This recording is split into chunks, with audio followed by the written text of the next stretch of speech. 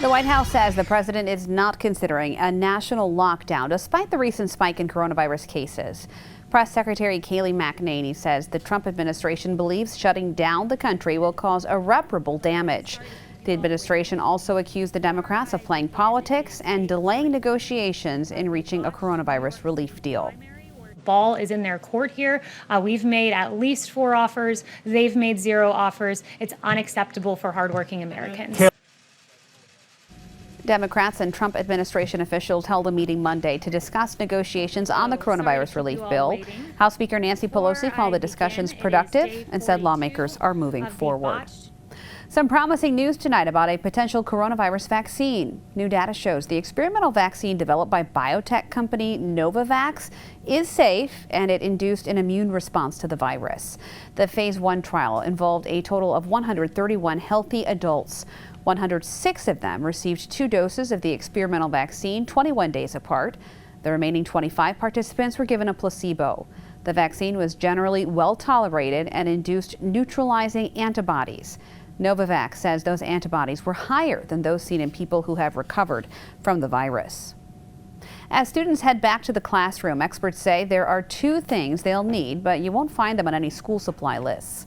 2 new studies out today say testing and tracing are crucial to any attempt to reopen schools. Australian researchers looked at 27 infected kids at 25 schools.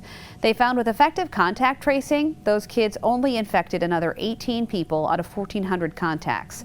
Another study in the UK found a second wave of COVID-19 could be prevented if at least 59% of people with symptoms were tested.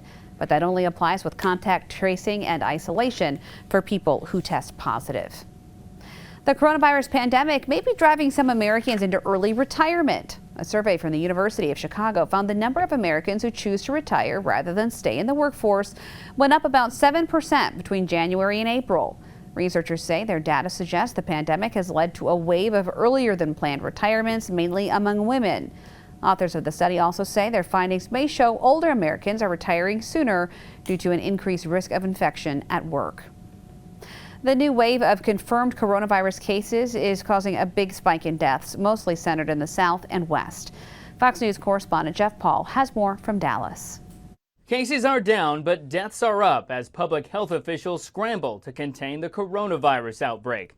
There have been more than 150,000 COVID-related deaths in the U.S., with that number increasing by more than 27% over the past 7 days, concentrated mainly in the South and western states. One of the hardest hit, Texas, where there are now more cases than New York, and hospitalizations remain at near record levels. But officials say the testing positivity rate is declining. We saw a little decline yesterday. It's too early to call that a trend, but if the number of cases stays, where it is now, then you'll see less hospitalizations. And as this new surge continues, the debate over reopening schools is intensifying. Kids are already back in classrooms in a handful of districts, despite concerns from teachers and parents.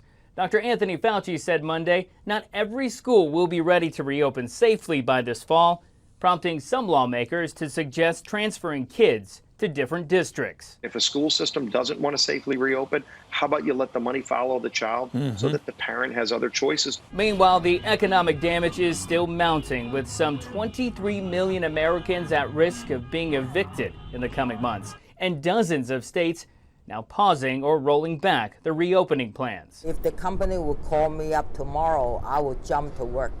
The CDC is projecting the U.S. could hit 180,000 coronavirus deaths in about 2 weeks. In Dallas, Jeff Paul, Fox News.